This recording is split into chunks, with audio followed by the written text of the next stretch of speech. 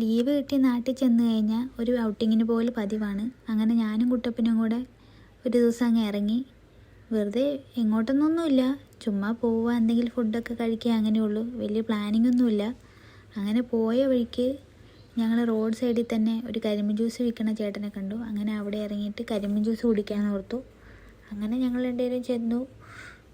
രണ്ട് കരിമ്പ് ജ്യൂസൊക്കെ പറഞ്ഞിട്ട് വെയിറ്റ് ചെയ്ത് നിന്നു. അങ്ങനെ കരിമ്പ് ജ്യൂസ് ഉണ്ടാക്കുന്ന കാണാൻ വേണ്ടി അടുത്ത് പോയി നിന്നപ്പം ആ ചേട്ടൻ മെഷീൻ ഓണാക്കിയത് ഞാൻ ഞെട്ടിപ്പോയി. അതാണ് അങ്ങനെ ചിരിച്ചിട്ട് വരുന്നത്. പിന്നെ ഞങ്ങൾ രണ്ടുപേരും കൂടെ നിന്ന് കരിമ്പ് ജ്യൂസൊക്കെ കുടിച്ച് അങ്ങോട്ടും ഇങ്ങോട്ടും ഓരോന്നൊക്കെ പറഞ്ഞ് ചിരിച്ചും കളിച്ചൊക്കെ നിന്ന്. പിന്നെ ഒരു പാടം കണ്ടപ്പം ഇങ്ങനെ വെള്ളം കയറ്റിയിട്ടിരിക്കുന്നത് കണ്ടപ്പോൾ ഞങ്ങൾ രണ്ടുപേരും കൂടെ അങ്ങോട്ട് പോയി. അവിടെ കുറച്ച് നേരമൊക്കെ ഇങ്ങനെ നോക്കിയൊക്കെ നിന്നു.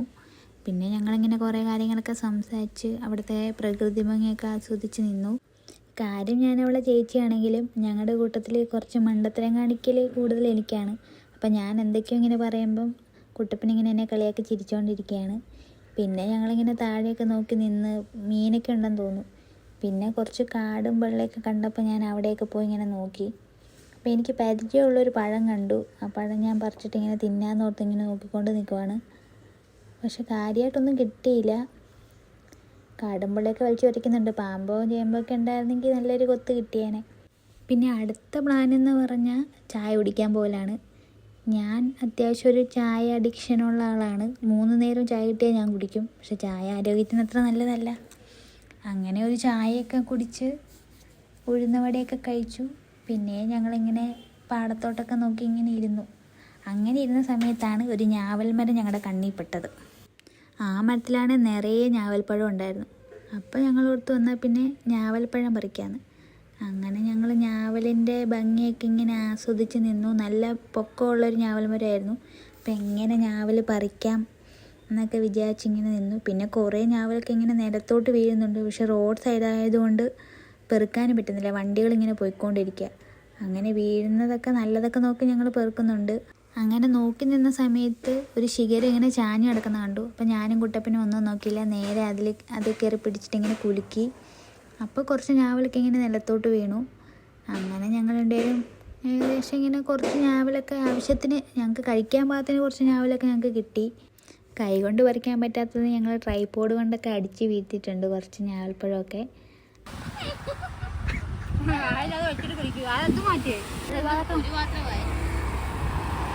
പിന്നെ വേറൊരു ഞാവൽ മരം കണ്ടു. അതിൻ്റെ അടുത്താണെങ്കിൽ കുറേ ഞാവൽപ്പഴം ഇങ്ങനെ വീണ് കിടക്കുന്നുണ്ടായിരുന്നു. അപ്പോൾ ഞങ്ങളിങ്ങനെ അത് കുറേയൊക്കെ ഇങ്ങനെ പെറുക്കി. നിലത്ത് വീണതായതുകൊണ്ട് കുറേയൊക്കെ ഇങ്ങനെ ചതഞ്ഞതൊക്കെ ആയിരുന്നു. പിന്നെ എന്തോ കുറച്ചൊക്കെ ഞങ്ങൾക്ക് നല്ലതൊക്കെ കിട്ടി. അങ്ങനെ അതെല്ലാം ഞാനും കുട്ടപ്പനും കൂടെ ഇങ്ങനെ ഓടി നടന്ന് പെറുക്കുകയാണ്. ഇങ്ങനെ കിട്ടിയ ഞാവൽപ്പഴത്തിൻ്റെയൊക്കെ ഭംഗിയൊക്കെ നോക്കി ഞാൻ കയ്യിലിങ്ങനെ നല്ലതൊക്കെ നോക്കി അടുക്കി ഇങ്ങനെ വെക്കുകയാണ്. നല്ലതേതാ ചീത്തയേതാന്നൊക്കെ ഇങ്ങനെ തരംതിരിച്ച് ഞാവൽപ്പഴത്തിൻ്റെ ഭംഗിയൊക്കെ നോക്കി നിൽക്കുകയാണ്. അങ്ങനെ പെറുക്കി ഞങ്ങൾക്ക് ഇത്രയും ഞാവൽപ്പഴം കിട്ടി. ഇനി അത് കഴിക്കണം. അടുത്ത പരിപാടി അതാണ്. അങ്ങനെ ഞാനും കുട്ടപ്പനും ഒരു നല്ല സ്ഥലം നോക്കി അങ്ങനെ ഇരുന്ന് കുറേ വർത്താനമൊക്കെ പറഞ്ഞു, ഞാവൽപ്പഴമൊക്കെ കഴിച്ചു. അപ്പം ഞാനിങ്ങനെ വീഡിയോ എടുക്കുന്നതുകൊണ്ട് കുട്ടപ്പന് ഒരു ഞാവൽപ്പഴമൊക്കെ എടുത്ത് ഇങ്ങനെ കൊടുത്തിട്ട് നല്ലതാണെന്നൊക്കെ ചോദിക്കുകയാണ്. പിന്നെ ഞങ്ങൾ എന്തോ അന്താരാഷ്ട്ര കാര്യങ്ങളൊക്കെ ഇങ്ങനെ സംസാരിച്ചുകൊണ്ടിരിക്കുകയാണ്. പിന്നെ ഒരു മീനെ കണ്ടപ്പോൾ ഞാൻ ഇങ്ങനെ കുട്ടപ്പന് മീനെയൊക്കെ ഇങ്ങനെ കാണിച്ചു കൊടുത്തു. അങ്ങനെ ഞങ്ങൾ രണ്ടുപേരും കൂടെ കുറേ നേരം അവിടെ ഇങ്ങനെ ഇരുന്നു. പിന്നെ ഈ ഒരു ഫ്രെയിം എനിക്ക് നല്ല ഇഷ്ടമാണ് കേട്ടോ. നല്ല ഭംഗിയുണ്ട് ഫ്രെയിമാണ്. അതാണ് ഇതിൽ ആഡ് ചെയ്തത്.